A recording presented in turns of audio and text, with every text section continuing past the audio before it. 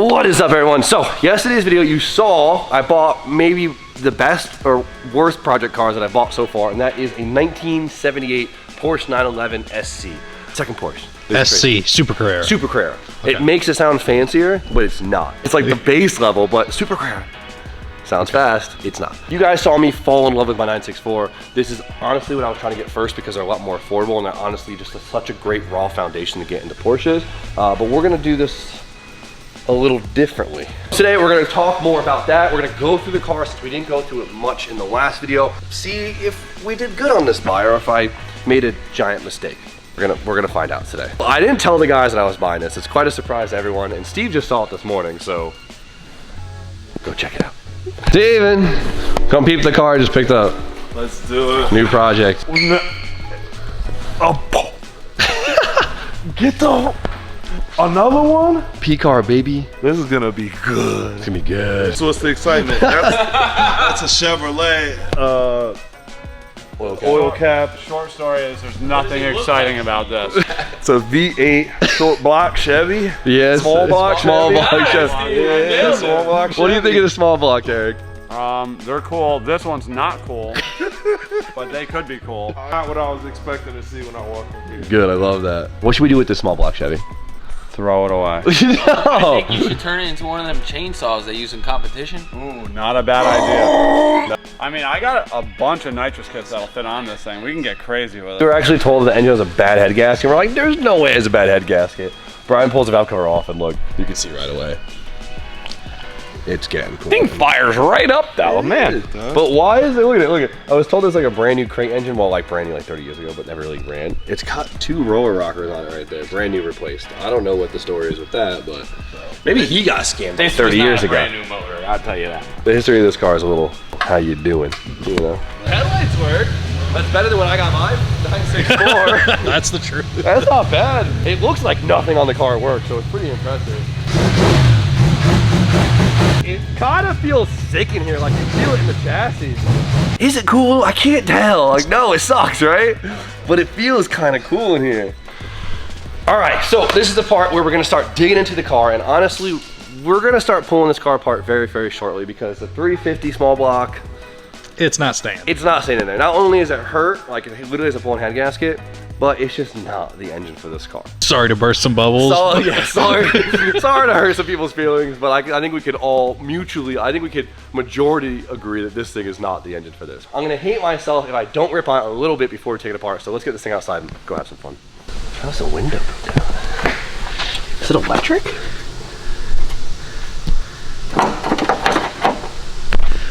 Oh, does this work? Oh, no way. How does that still work? Power windows! 78, I love that. That was probably a big flex in 1978, huh? That's stuck. That looks... It smells so bad in It there. smells... Oh, Steph's gonna be pissed when I get home. What kind of music was popular in 1978? Can you fit? No.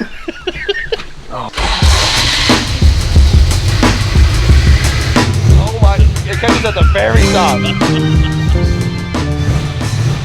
It catches so high in the clutch, you would think it doesn't have one.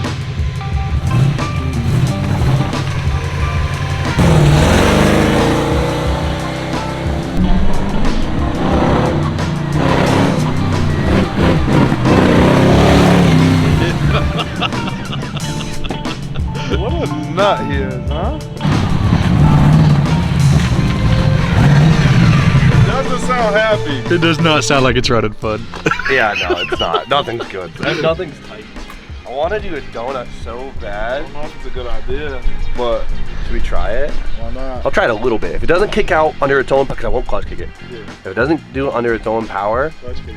no! we'll call it off. But let's go to the second see if it's wet enough to get this thing. Yeah, you got all the lube today. Hell yeah, and if we start pissing coolant, no one can tell. It smells so bad in here. Before this engine locks, what's that smell for? Wanted to see if it blew up yet. Yeah, this engine's not gonna survive.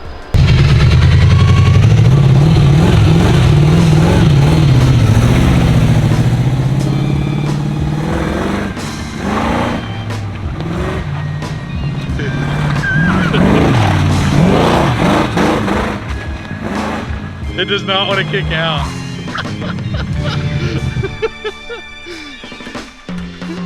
It's got way too much rear weight, and it takes the weight off the front when I floor it. Yeah, So you're about three-wheeling in the front. just pushing. I was hoping it would break loose, and I wanted to spin out once. All right, one more try.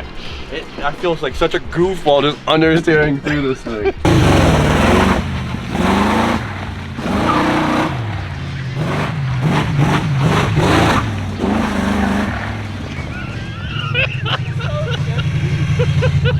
I feel like I'm 16 trying to do a donut. Your first My donut. first donut. Need more power.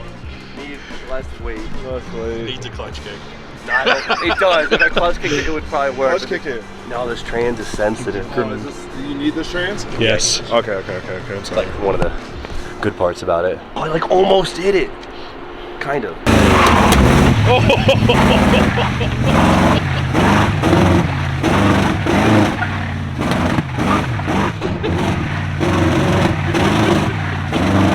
The front is lifting up so high. It keeps backfiring out the intake. I kept trying to like disrupt it and break. It like almost wanted to. Almost wanted I to. need Steve and RJ to sit on the front bumper while I do it. Then we'll Front bumper? Alright, this thing kind of sucks. Let's bring it inside.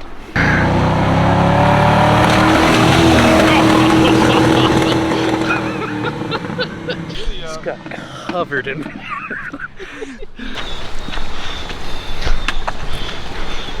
If I follow the trail, I know exactly where you drove. Nice.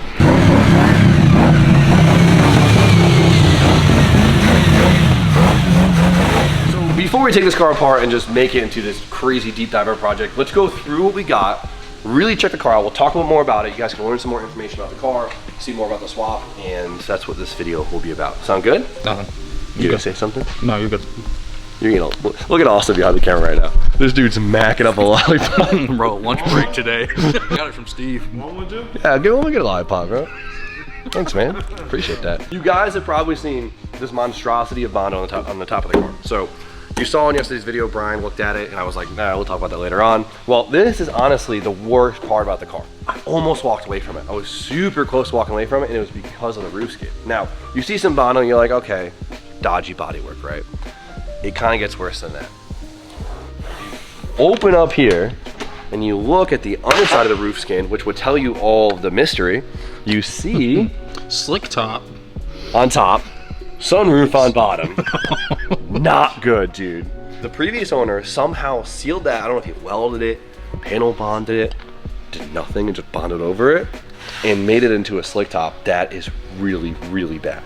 It might not sound like a big deal, but it's a big deal, right? Because you can't just leave this thing bonded up, because even if you make the bottle shape nice, it will crack eventually. It's gonna crack, right? If it's a 2-3 year car, screw it, right? Screw the next guy.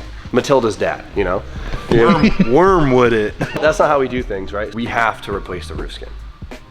Dun, dun, dun. Like did on this? The coupe, yeah. Wow. That's a big job. It's a really big job, right? If you go to buy a car and it's like this, don't think it's like a lighthearted thing. This is a big deal to replace the roof skin, especially when there is no cut. You see, there's a lot of roofs sometimes that they have like molding here, you know, or like down here. Like you'll see the roofs have a molding stripe right here. Mm-hmm. That's easy, right? Because you could pull the roof skin out, set, like localize this, since it doesn't have that. To be fair, the roof skin actually starts here, All the way back. here, and then goes all the way to the range ring. So it's like basically a whole upper clamshell just comes off. The whole top of the car. Obviously you could section it, and that's fine, but it's still a lot of work and a lot of money. So this one will be a big project. You could buy new skins, which is very expensive. And do we go sunroof again, right? Because if you look underneath, it has all of the skeleton for a sunroof, right? Sick, slick top would be sick, but then we have to find the innards of a slick top too. You need the skeleton of a slick top, because if we just put it over the sunroof one, it's like not very legit. Flimsy. You'll probably get a flimsy in this area, and there's ways to support it, but that's gonna be one of our biggest issues, right? Is there a chance that it's like the 86 door handles? Where it's just panel bond and we heat it up and it comes off? Potentially. Potentially, right? Because this is a story, so we'll talk about the story. I was trying to figure out when to set this in about this car, right? This car is a 1978. It's an old car. As you can tell, it has a very old swap in it. That looks like it was done a very long time ago, because guess what? It was done a long time ago, which is kind of cool, right? The previous owner gave me a quick rundown on the car. I don't know how much of this is true or the correct timelines, but essentially, this car used to be like a movie prop car. Oh, cool. Like, I don't know if that means it was in the back of a Hallmark gift card picture once, or if it was in a blockbuster movie. He said it was like a photo car, right? It was like a background car, like it parked on the street in the background of some movie. I think this is the car that Matt Damon was driving in an Interview with the Vampire. Is that a thing? Nah, That sounded so lit. That sounded so lit. Spent its life in California. It's a California car, which is pretty cool.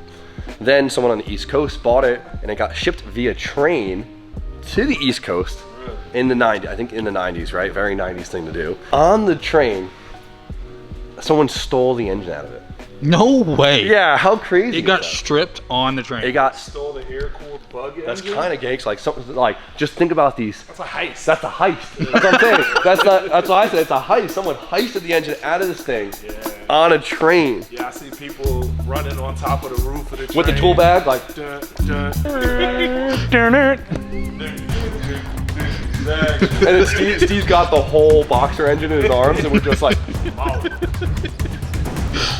So that's how I imagine it happened. Car showed up, got it, wanted more. He sold it to some guy in Connecticut, I believe, in the 90s. And the guy was like, I don't have an engine. Let's swap it, right? And what is the most beloved American engine? The Chevy small block, right? It's the 90s. This thing is still relevant. What are they called? 350 small blocks? Well, I don't actually know the displacement of this engine because a small block could be a bunch of different displacements, kind of like the LS, right? 350 is 350 small block. yeah. That's standard issue right there. This is a full swap kit out of catalog. Imagine ordering in the 90s like a 350 small block swap kit. This dude comes with it? Dude, he definitely had a magazine. Ordered this shit at a magazine. Faceplate and mount right here. You got the trans adapter. You have V-mount radio that we saw in the front, and we have the gas tank in the front. The whole swap kit. Like this guy literally bought this. He must have been on a catalog. Like, yo. He had to call and like do like a bank statement and everything. Yes, exactly. It wasn't cheap, I guess. And so this dude just kind of as a hobbyist built this in his basement, and clearly he wasn't the most mechanically inclined because it's just kind of chucked together. Like the bodywork is very dodgy. Like a lot of the things are very like, he's just a weekend warrior. He probably was good at sheetrock and fixing the cabinets at home, but he made it happen, right? Unfortunately, he passed away, I believe, in the early 2000s or late 90s. His wife had it for many, many, many, many years. And the owner the person I got it from, found it in 2020. He purchased it to finish it, never got to it, and then now we have it. So it's cool. Like I would love to continue his legacy with the small block in it, but we're gonna continue his legacy by finishing the car and making it dope. So if these things could talk, right? Now it's here in Connecticut, and we're gonna swap it, make it sick, have a good time, and she'll be loved. Roof's but roof's that sucks. This is the worst part about this whole entire thing to me. Brian is really good at roof skin swaps. But he ain't cheap, and it takes a lot of time, so we'll make it happen. But for now, I haven't seen much of the interior yet, or what's left of it. I don't even know how clean the floor pans are. So let's start digging out everything on the inside and get a better look at the condition of the chassis and what of the interior we ended up with. It's like a wall every time. There's like half a carpet. It looks like the carpet's still attached on that This side. side, it looks really bad because all the glue and everything. I hope did he spray paint that? No. Well, let's see what we got for parts. So, bucket number 1. What? These are for? Are these? The fuck is that? This part? That's what that looks like. It's like gold. The fuck? All right. So these are headlight bezels. I'm assuming. Oh, there we go. 65. Okay, definitely don't need those. Probably the same generation. Interesting. This is a shift boot? That looks like a shift boot. Definitely the shift boot. Seat belt, new seat belt. Filter, thing's crazy. Hindenburg. This is a clock for like an FCR X7. What the hell is that for? Doesn't that look like it's for like an That FC? does, yeah. That smells like wave grease. Really? 360 waves, yeah. It just keeps getting stinkier as you get to the bottom. Oh, That box is marinated in funk. another one of these. Oh, this is like the. This is not Does for. this flip? This is not for a Porsche. There's no way. Porsche would not put an ashtray there. That's some American thing. Bad. That's where all the smell's coming from. Oh my God, Steve, smell this. Oh! Oh, Steve, this is bad. Porsche part number. Oh, it's all the seatbelt plastics. There's a brand new seatbelt in there too, so one side needed a new seatbelt. Ooh, new seals, and this is a Porsche part number 2. Ooh, This must be the door seal for just the driver's side. that's a nickel. The old Porsche tag, that's so cool. That's cool. Damn. This is like the rub strip for the bumper, I think. Trim. Yeah, so put that on. This one has a good door card. Yeah, that's mint. We only have one, that sucks. You know, the car sat for a really long time. Who knows, like, when the wife got rid of the car, she probably had all this stuff. She didn't even know, like, it went with the car. Deborah, still got those door cards to the Porsche. That was It's like the window switch, right? It is, yeah, it was just sitting in, that's how moist it was in here for a long time. It must have been like a garage that just like was not, because it doesn't look like it was sitting outside. Temperature controlled. Like it does not look like it was sitting outside, but it was definitely not in a dry environment. The Porsche part numbers are really cool because they all start with the model, right? And then they go on. Damn, he was like trying to make this thing really nice. This is the new part for that. Brand new Porsche part. Like he was trying to. It's a shame. That means the car was probably beautiful before it sat for 20 something years. Probably beautiful before it got up that train.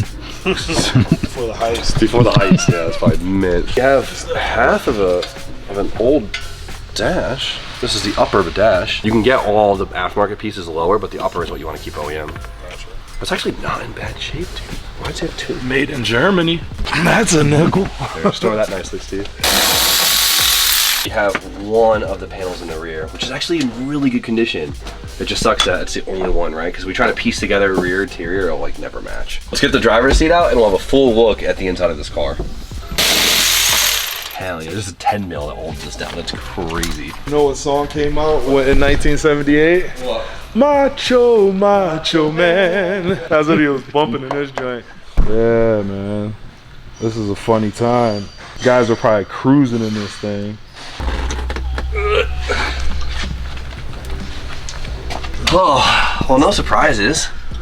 Oh, here's the other piece of the... Did we find the feces? Nope. I mean, it smells like feces. I wish you guys had smell vision on right now. I mean, I don't wish this for you guys, but... all right, so... Entire inside of this car is sound deadened. The rear pan, all sound deadening. All this right here, you see this? All sound deadening. Look at underneath, it's red though, it's sick. Yeah, it's sick to see. Right? And then all of this is glue because the rear carpet is usually glued on, you see this? So we have a lot of stripping to do now. The only thing I'm worried about is rust because obviously moisture was sitting in here, which means there's probably stagnant water. We'd probably see it back here, but I think the sound deadening saved the car. So that's all good to go there. I mean, right here, this would be where it all looks good to go. Fingers crossed. But right now, that carpet is holding a lot of mold on that side. So let's get the carpet out of there and definitely, hopefully, the smell will follow. Oh, God, look how mint the interior was. God, this thing was probably so nice before it sat. Guards red with a full black interior, dude. Oh, it's such a shame. Oh, you hear that? Oh my God. I wonder what Spoon's up to right now.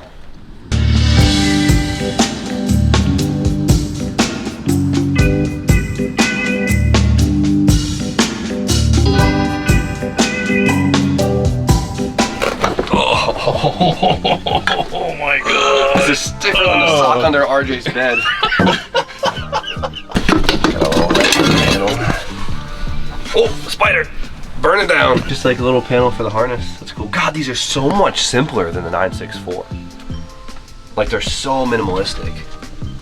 I mean, it's all the wiring for the interior. Dude, it's a 78, right? So it makes sense, but like, damn. Cool. Oh, and we have a center console. It's like barely there, but this is nice. Oh, that's sick. That looks great. Love that. Oh, gross, dude. Oh my God. It must be recent moisture. Like it has to be. Or else that would have been gone. You know what I mean? Like, there's no way. This has to be recent. Oh, there we go. One piece. Yes. This is so nasty, dude. Holy shit. Grr, nasty, dude.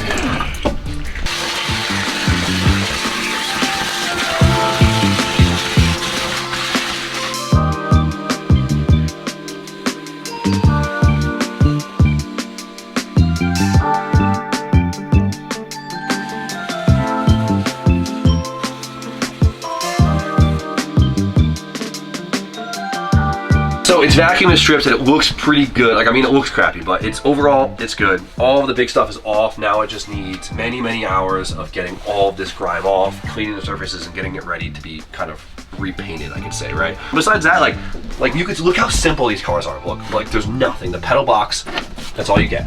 And the pedal box is in great condition. There's no rust around there. The pedals look like they were just refurbished, which was really nice. Like the shifter is a little corroded, but it's not rusty. Like this will all clean up really nice. The handbrake assembly is rusty, right? But dude, look at it, it's two pieces. Like it's a rod and a pivot. Sandblast those and powder coat it. It looks brand new. Underneath all this crap, it's actually a really nice car. It's just this damn roof. Stresses me out. The whole dash assembly is pretty good. The upper is kind of janky, but you guys saw we have that extra upper dash that came out of the car, and it's actually in pretty good shape. So we could run the full factory black dash, which is fantastic. Because even when we go with like a cool like track style mod, which I really want to do, like keep it really simplistic in here, having the black OEM dash fits really nice, and it's just honestly such a nice touch. We got pretty lucky too because the car itself is pretty overall straight, right? There's no rust in the rockers, there's no rust in the quarters. The engine bay we looked at already pretty quick, and it looks like it's actually pretty untouched. Like it looks like there was nothing cut for the engine, which is really nice. He definitely spray painted the whole inside of here because it's supposed to, I'm pretty sure it's supposed to be red. I don't think that black is factory. It could be actually. No, it's flaking too easily. This is not touch, which is nice. I was scared that this would be all banged up and cut with the V8 in it, but it's all there. It's all there. I'm actually really excited to get this out of here because like just seeing it as a shell, I think I'll think of it better than this. Yeah. Because it's not giving me like old school air-cooled Porsche coolness vibes. It's giving me your uncle's 350 small block behind the shed vibe. The last major thing is inside the frunk, right? This is a little nerve-wracking because it was modified by the previous owner. The kit that the previous owner got actually has like a V-mount radiator in it, which is pretty nuts. It's kind of sick. And then behind it, I don't know why, but he had to replace the gas tank too. Crude is the word. It looks very Home Depot, right? Yes. But it's only, look at, I mean, it still has like the raw, like if you just like de-ate the whole thing, it probably wouldn't look that bad. Right. I might just take that and make it like, you know, sand it, put the edges, put better fans on it, and it kind of works. Right here, how we have the airflow to it. See the radiator right here? Like, it's kind of crazy to see a radiator on this thing. But it's nice, like you see like it has the side duct right here. It's all sealed and really nice, so it just forces the air through and down. Boom. The only thing that's a little concerning is this rust right here. This is like the only rust like I see on the whole car. It looks like this is a piece of metal that he put in. Like it looks like it's just a bent piece of steel to hold the radiator up and just attached to the car right here. So the piece that attaches to the car, this is literally just metal that he put in. Once we take out his radiator and get this metal out of there, it'll be fine. Thing was never in an accident, which is amazing. Look at the towers right here. They're clean. Everything's clean. Like there's a little bit of rust forming in the back right there. You see the brake booster? That's pretty typical. Pretty typical. So I'm gonna get that out and hope that there isn't any holes there. That looks like the electrical panel in like a really old house. Will you make that new? There's two things about the wiring, right? It all works and it's simple. To tie into it with like EFI harness isn't that hard. But it's old, crude, the wires are old. Look at it, we have exposed fuses. If I blow one of these fuses, where do I get one of these things? Call someone's grandpa and hoping he has it. You know where it's gonna be? Deborah's. That tin that your grandma has of the old cookies. With the cookies. With the cookies? Yeah. One of them tins. That's where you're gonna find these fuses in your grandma's house. We're gonna swap everything. Might as well swap the wiring too, right? Good foundation for creation. Good foundation for creation. Because they're so bare. They're absolutely so bare, from the wiring to the suspension to just even like everything to it is so bare. You really rewrite your own script if you want to do that. If not, you can do the whole OEM thing and spend a lot of money sourcing stuff. But people lift them, slam them, swap them. It's a blank slate, and that's what I love about it. So I'm gonna swap it. I'm not putting an air-cooled engine back in here. I want to do a water-cooled engine. I don't really care to do another Porsche engine. I want to keep this something familiar-ish because I don't care to make this thing that breaks the internet. You know what I mean? Like that's never ever been my goal with anything. Picking the drivetrain is gonna drive me mad because I have two things in mind, and I don't think you guys are gonna like both of them. And as far as the interior goes, like I don't really care to make this one like a full resto interior thing. And what is nice is there's so much support for these cars because there's so much money behind these cars that like I could probably buy every part of the interior like aftermarket and new and make it look nice, but or I can get old stuff and reupholster it. But I don't care for this car.